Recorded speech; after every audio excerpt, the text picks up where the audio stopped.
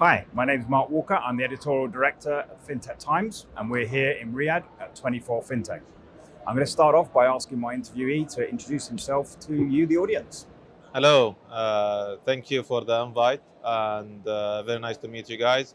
This is Fahad Anteet. I'm the managing director for Tap Payments in Saudi Arabia. Fantastic. So, for the people that don't know who Tap Payments are, give us a little overview of what you do and the services you offer. So, Tap Payments is a financial entity licensed by the Central Bank of Saudi Arabia. We started in Saudi in 2018. Before that, the group was created in 2014, 10 years ago.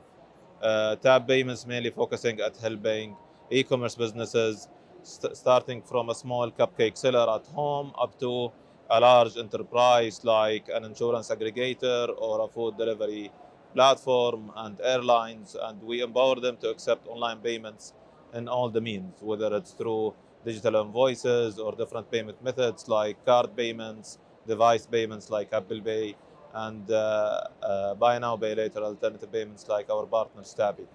Fantastic. And obviously, so since you've been here since 2018, we're now in 2024. I guess a lot of progress, a lot of change has happened in that period of time. Give me a little bit of an overview of how things have progressed in that period. Definitely, the central bank and the technology arm of the central bank, Saudi Payments, have invested a lot on the payment infrastructure in Saudi. So when we came to Saudi, there was no payment regulation framework that licensed something, an entity, a fintech like Tap. We used to operate under banks as a technology provider. This took us to which introduced us to the central bank at that time, and they introduced something called the sandbox, a regulatory sandbox where if there is no licensing framework that you operate in with the central bank, you go into that sandbox, you operate, and then the regulations and the framework was introduced for payment service providers.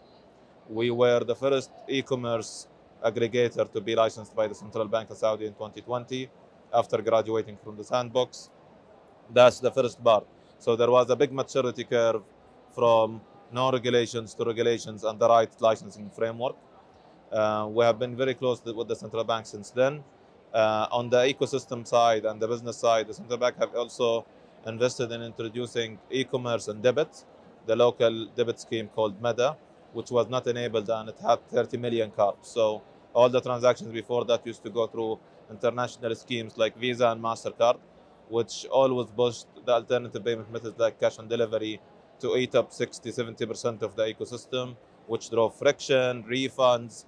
It didn't enable the right speed and the right growth for e-commerce in the region. When online payments was introduced for MEDA, this helped us and helped the merchants to pick up the numbers. Of course, this was followed by COVID, the more focus and investment on e-commerce. So we were lucky to be coming to the Saudi market in the same time, and we have seen the right growth momentum with the regulators and the ecosystem of merchants. Yeah, and I guess in say some of the more developed financial service areas such as Europe, we've seen a progression from using sort of cards to NFC and a little bit of wallets. Is it the same sort of process here in Saudi, or are you leapfrogging a number of those methods? In fact, Saudi have crossed most of the global markets in terms of technology adoption and digital adoption of payments. Apple Pay had the best launch globally of Apple on device payments and on retail face-to-face payments, so in-app payments and retail. So there's a huge adoption for digital payments. There is a big adoption of NFC. More than 95% of the transactions that happens in the retail side today are on NFC basis. And on the e-commerce side, there is almost a 40% plus portion that goes into device payments like Apple Pay. So there is big adoption, and the market is eager for that. In fact, the central bank just released 2 days ago that Samsung Pay will be introduced in Saudi within Q4. So there is big adoption from consumers, and there is a big push from the regulator to adopt such new technologies. And thinking a little bit about payments. Payments for many is seen as kind of like the bedrock of a fintech ecosystem. on which other subsectors of fintech can be developed. Is that something that you've also seen within the region, where payments have been the payment infrastructure has been a gateway to lending products, to financing products, and everything else? Payments is one of the key pillars of the e-commerce ecosystem. So with introducing payments, you can document your transactions, you can document your acceptance, you can position your receivables in a way that can enable you to access lending.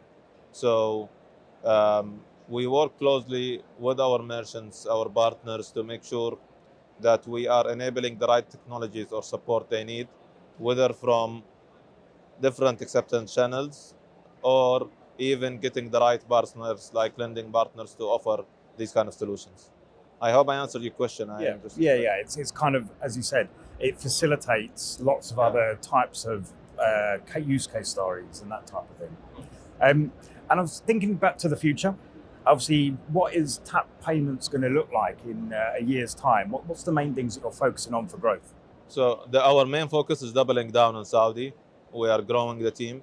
We're working closely with the regulator to scale, to upgrade our license and serve more segments. We're working closely with our merchants to add more products and services that fits their needs. And that's the main focus. The market is growing big time, and we want to make sure we meet the expectations of our merchants and partners.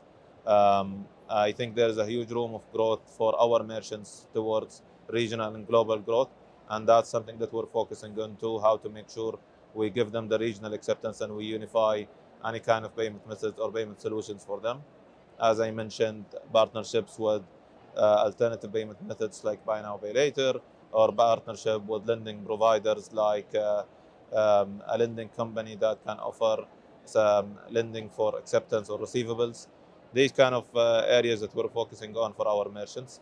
And stay tuned for our new product, inshallah. Okay, that'll be exciting. Final question. Obviously, we're here at 24Fintech. This is the first event. It is an interesting event. What's your reactions to the event? The event was very well organized. The central bank and the other authorities have invested a lot in getting the right ecosystem on board. It is the best kind of events that are specialized, get all the thought leaders into one place, all the companies and investors and enablers, operators into one hat.